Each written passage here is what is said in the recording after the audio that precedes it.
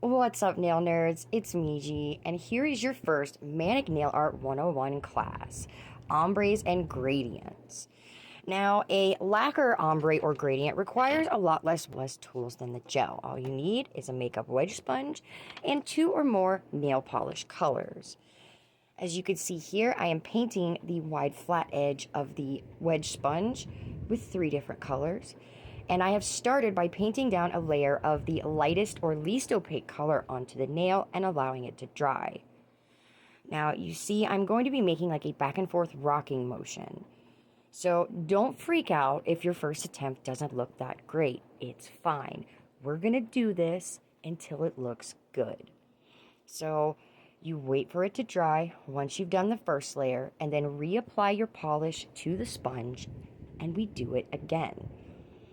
Now, it's okay if when you're painting the polishes onto the wedge sponge, some of them get into each other. That kind of blends the colors a little better if you tend to paint over them, and that's perfect for what you need. Simple, easy, and once you top coat it, it looks amazing. Now, as for gel paints, it's a little more difficult. What I like to do is, again, painting down a layer of the lightest or least opaque color in the gradient or ombre I'm choosing.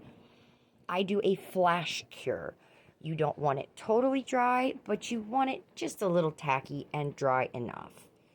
I come in with the darker color.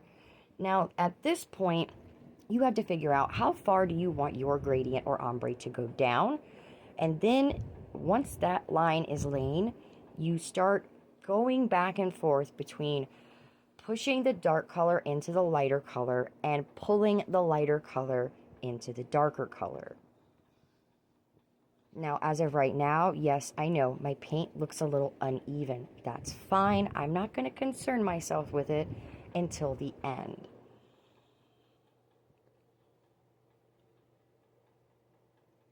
I'm just kind of gently taking my brush and dragging and pulling.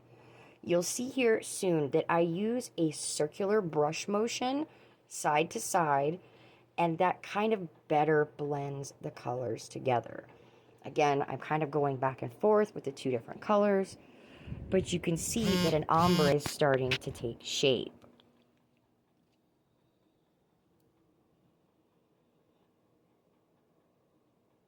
Now here, I'm going to kind of start fixing things up, cleaning things, and pulling my brush down the nail. You want to gently do it, but you want to apply some pressure so the paint goes with it. Now look, we've already got an ombre going, and it's purple. Now, I wasn't, really happy with it, so I came back with the dark blue and put some of that dark blue into the purple because I wanted a little more contrast. Now, usually when you're doing an ombre and gradient, unless you're looking for a very, very subtle look, you use a really dark and then one really light polish, and you get such good contrast, and it just looks amazing. So I came in with the blue, and then I also decided, well, the light purple isn't light enough. So instead of using that, I put a touch of pink. Now I'm also smoothing my work out. Before I cure, before I'm ready to put a gel top coat on, you want to smooth all the kinks out. And there you have it, a gel ombre. What do you think, nail nerds? Let me know in the comments below. And I'll see you in the next man.